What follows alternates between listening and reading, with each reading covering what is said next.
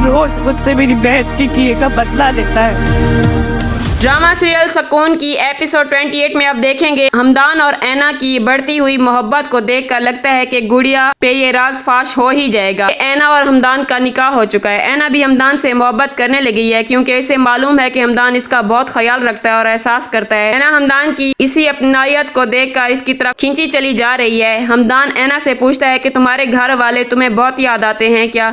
तो वह कहती है हाँ बहुत याद आती है सबकी। तो क्या नाचो मैं?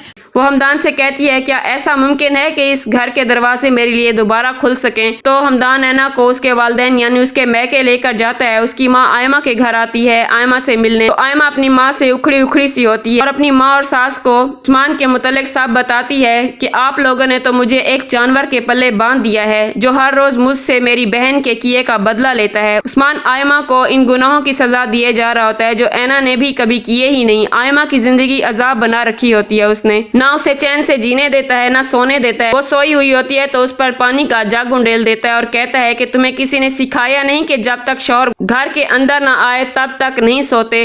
नहीं। अरे मुच्छर भाई, इस तरह के शौहर हों तो अच्छा है कि बंदी सोए और वापस ही ना उठे, सीधा जन्नत का टिकट लगवा ले।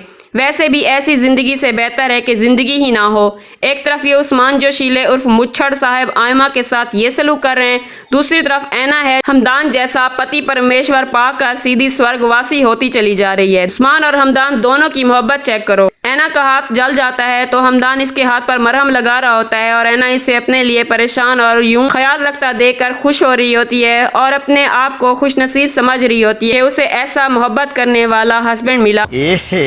रहा नहीं जाता। गुड़िया का हमदान के साथ शॉपिंग करने का प्लान होता है। हमदान को ऐना की कॉल आती है, वो घर चला जाता है तो गुड़िया मॉल में अकेली रह जाती है। वो अपने अब्बे को कॉल करके कहती है आपको मालूम भी था कि आज उसका हमदान के साथ शॉपिंग का प्लान था तो आपने क्यों बुला लिया हमदान को दोबारा ऑफिस? तो गुड़िया का अब्बा कहता है यहाँ कोई मीटिंग भी नहीं है और हमदान भी ऑफिस में नहीं है। तो गुड़िया को हमदान की झूठ पर हैरत होती है कि हमदान ने ऐसा कभी नहीं किया था जिस तरह वो अब हो गया है। आखिर कोई ना कोई बात तो है जो उसे नहीं बताई जा रही। वो हमदान के झूठ बोलने पर बहुत ज्यादा उलझाव का शिकार हो जाती है। गुड़िया रानी अब जाकर हमदान के घर पर छापा लगा क्योंकि हमदान ऐना के साथ नैन मटके करने में मसरूफ है। तो देखते रहिए चटपटे ड्रामों की कहानियां रील्स विद रिया के साथ। मेरे चैनल को सब्सक्राइब करना मत भूलिए और अपना फीडबैक भी मुझसे जरूर शेयर कीजिए।